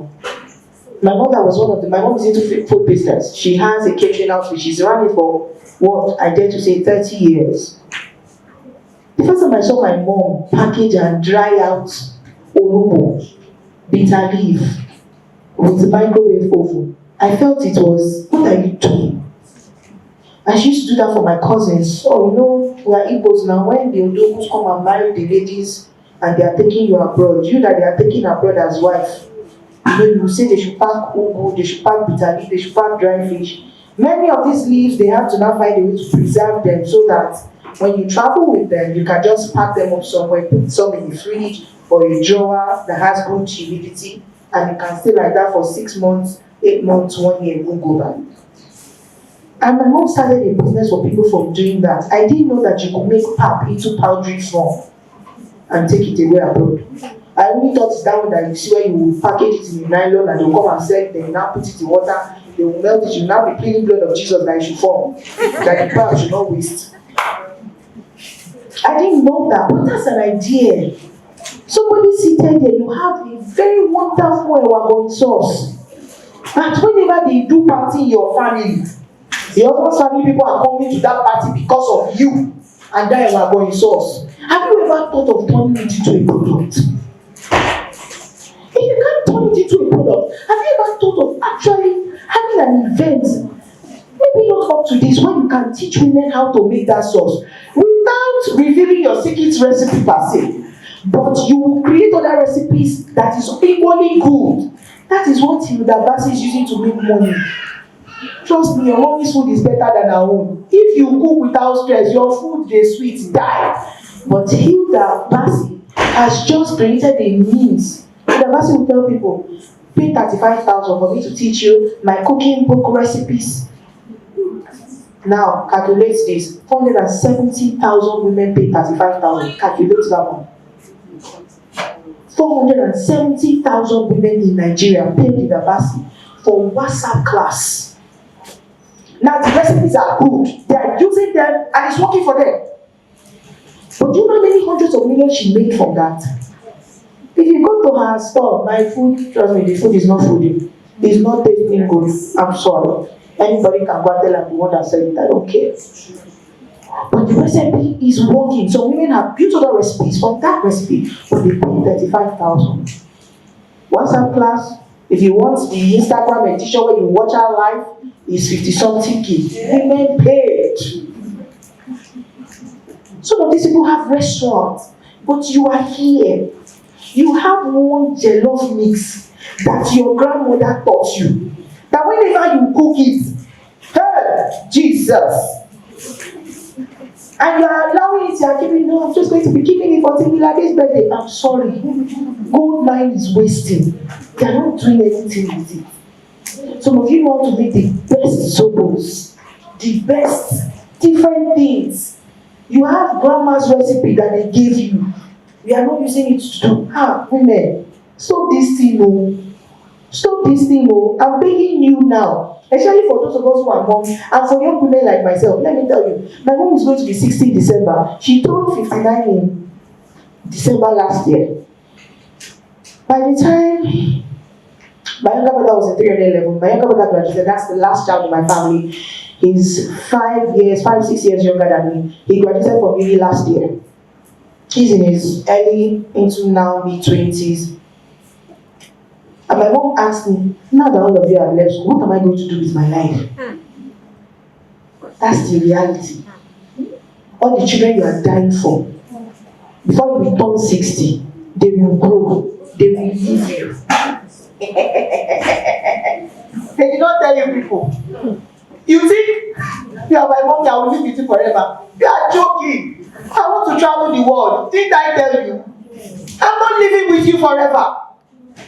So if you are not planning your lives around that knowledge, then I'm sorry for you.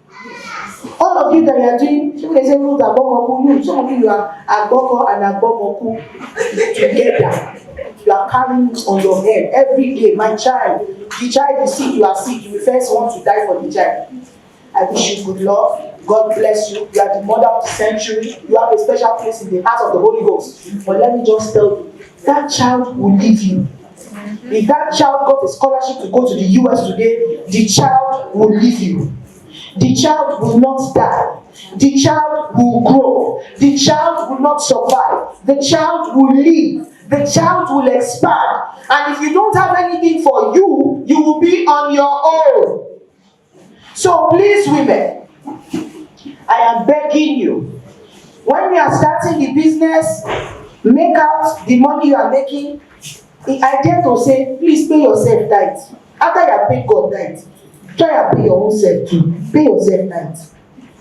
Some of you here, you can afford good cream, moisturizers. You are refusing to buy it because you want to use it to buy palm slippers for your son. But the one you bought 2 months ago is not bad. You still want to buy the newest one because it's sucking your blood for the newest one. I'm sorry. You will grow old quick. You will grow old quick. So I want to plead with every woman here, take care of yourself. My mom had an accident 2 days to Christmas Day in 2021. All the injuries that she had in different parts of her body that she thought had healed, the neurons, her nerves went back, muscle memory, all those places. The accident was pretty bad, her intestine was out, a vehicle failed brake and hit her into a moving BRT at Benga. It was terrible. By the time they did the first surgery at the Lagos State Accident and Emergency, all the places she used to have one toothache here when she was 21, she started feeling that pain. All the places that she had injuries that she used painkiller to stop. I don't know what the accident did, but it was just, the doctor said it was normal. That it was showing how much her body had suffered within the years. So if you are here and you get stressed and you refuse to go and sleep and you prefer to be taking painkillers, I'm sorry, you are joking with your kidney, God will help you. I'm not going to contribute money for you. I promise you. I promise you. So anything your body is experiencing now, some of you, even to go to the hospital and check yourself, you say, no, I'm going to go to the chemist and buy medicine. How many of you women here do check up every day? Only Madam. How many of you have ever done to do a cervical cancer swab before? Una no reach them, shame they catch me. Una no reach them, una no reach it. How many of you have ever gone to have a proper mammogram done? Only you. Women without borders, come. It's like you have plenty border. Because, wait, what's going on? Are you people joking with Jesus? How many of you go for thorough health checks? Like you go. How many women here are suffering hormonal imbalance? Be truthful. Raise the hand. It's a women's event. Please, you have to be vulnerable. You are suffering hormonal imbalance. You have suffered it before. And you know they have told you. Please raise your hand. How many women here experience menstrual pain? So these are the issues. Women do not like to talk about their problems. Women don't like to accept that they have problems. Women think they have it together, but the truth is you don't. And this is why you are falling apart easily. If there are people here, you don't know that you should actually go and get a cervical cancer swab done once in 2 years, 3 years. And then I'm seeing young women here. Only one person, and they're a young person, and only one is raising her. The rest are looking at it. Does anybody know what that means? Okay. Cervical cancer is a cancer that involves your cervix. The cervix is the area where you are going to have all your babies and all those things around it. It is one cancer that is constant in women. So many women here right now don't know that it's important to go and get it checked out. And in some organizations, it is free. It's free. You know what? We'll work with your convener. We'll see what we can do for the women. But please, a round of applause for yourself. I'm going to be calling back our dear Amazon and Trailblazer, the CFO of Leadway. She's mine. Please help me give a round of applause for the concluding session of the CFC. And I want you to know that Right after this, we're going to be having a question. Yes, there's a Q&A, but you can finish up and then we take the Q&A. Okay, you want your Q&A now, so you are finished. So please, let's have your questions from everything Madam Yemisi said. For the people who don't remember some of the things that she talked about, she said to us that we should prioritize the important things and focus on them. Prioritize the important things and focus on them. And just before we take her, we were waiting for them, but then of course I've heard that it is our dear head customer service rep. She's going to be the one to take us from NLPC Pension Fund Administrators. Please give a round of applause for Mrs. Oluwatosola Ayobalogun.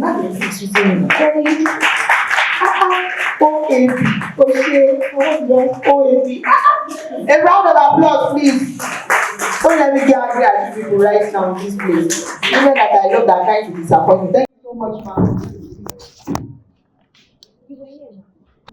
I like these beautiful places that I'm saying, and I must say that I feel very honored to be here. My name is Busola Ayobalogun. I work with NLPC Pension, and what we do is pension business basically. NLPC Pension has been a home of tested and trusted pension fund administrators. Let me give you a background. Before we had the Pension Reform Act in 2004, pension business used to be done by a very few companies. And one of those companies was NLPC, it was Nigerian Life and Pension Consultants Limited. Then it was just a private business. You know, we consulted for companies to set up their retirement benefits, their defined benefit schemes and all that. And President Obasanjo then came forward with the Reform Act.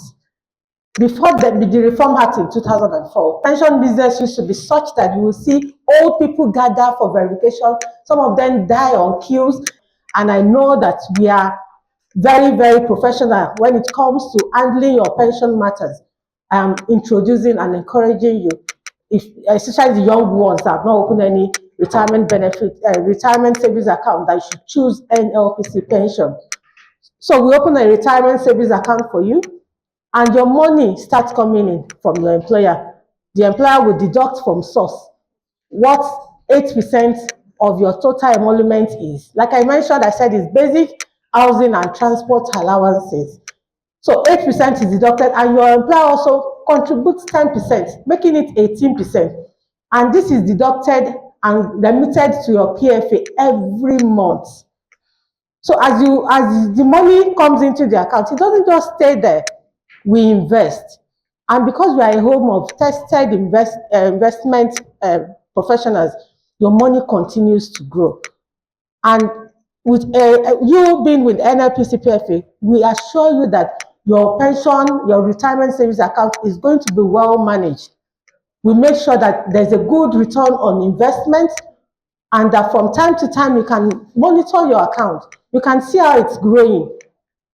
And we partner with you. We call it from cradle, as in when you start work, up to your retirement. And even at retirement, NLPC PFA, it assures you that you are going to be in safe hands. So we encourage you today. NLPC PFA is that choice pension fund administrator. And as you are managing your pension during your active years, we follow you. We are partners in progress. Follow you through your work time, your time as an active employee, until you get your retirement, period. At retirement, we are also there for you. We ensure that we process your benefit as fast as possible, and we get you to get your lump sum and your monthly pensions as expected. We will have exit discussion. We don't just sit down and calculate what you need to collect as pension. there's usually an exit discussion of how you are going to, your money is going to be the lump sum and the monthly pension. And with this, we also, partner with you all through your retirement. So this is what pension business is all about.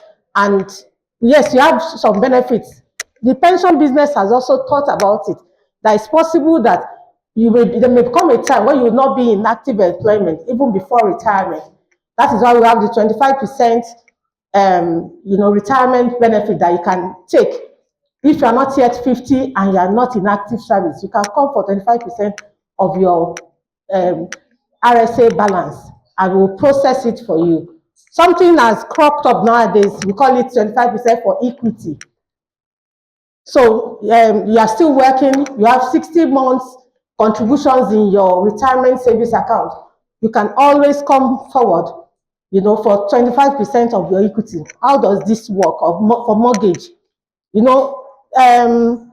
Before now, we hear that people steal money a lot, especially those that can help themselves, because most workers cannot even afford to own a home.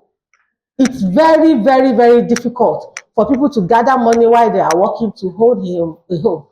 And in developed countries, you hear that it's possible. There's mortgage plan, there's this and that. So in the 2014 Reform Act, Special Reform Act, they thought it wise that you can use 25% of your RSA balance. If you have 60, if you have 60 months contributions, you can have it, you can access that money for your equity part of your mortgage. What do I mean? Like, you are going to do mortgage plan now. They will tell you that you have to have a stake. There's a stake that you also need to bring on board. Let's say you are going for a mortgage of 5 million.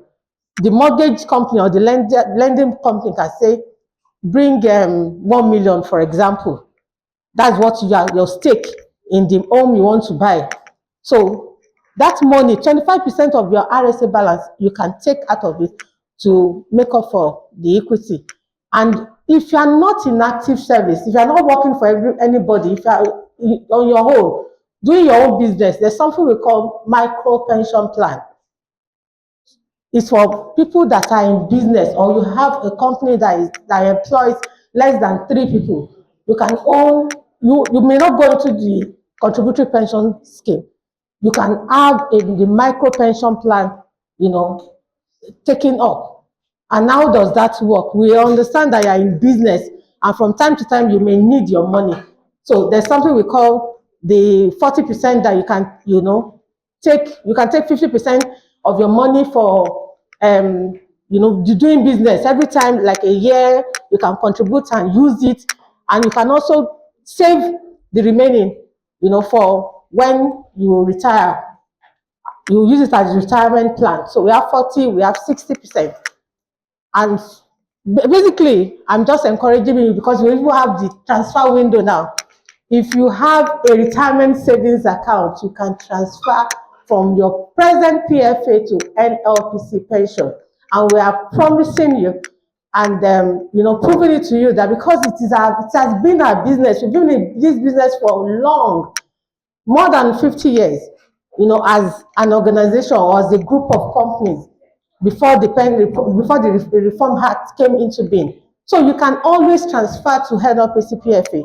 And how do you do this? Make sure that you go and do data recapture with your present pension fund, and then we'll start the transfer business. Our company is just in Anthony here, the head office, 312 Ikorodu Road, Anthony. You can go on our website, www.nlpcpfa.com, to check out what we are talking about. Thank you so very much. It's really been a pleasure being in your midst. Thank you.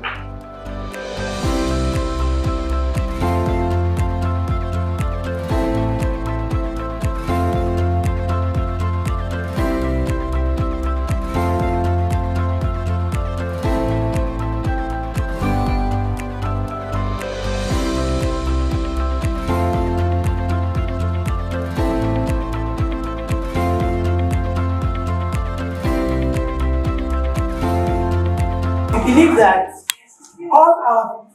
women, they have a right to a quality life, and it's part of SDG goals. Like I was taught when I was a student last year, and I knew before then. So if you look at this gift, we've been giving out to our guests since 2016, since the inception. So we are presenting it to our guests for taking time out of our busy schedule. Thank you so much, ma'am. We appreciate you. We appreciate A round of applause for them, please. A round of applause for the Thank you so much, ma'am. We're so grateful that you came. We're thankful that you took out time to be here. A round of applause also for our trainer. Thank you so much. Thank you so much.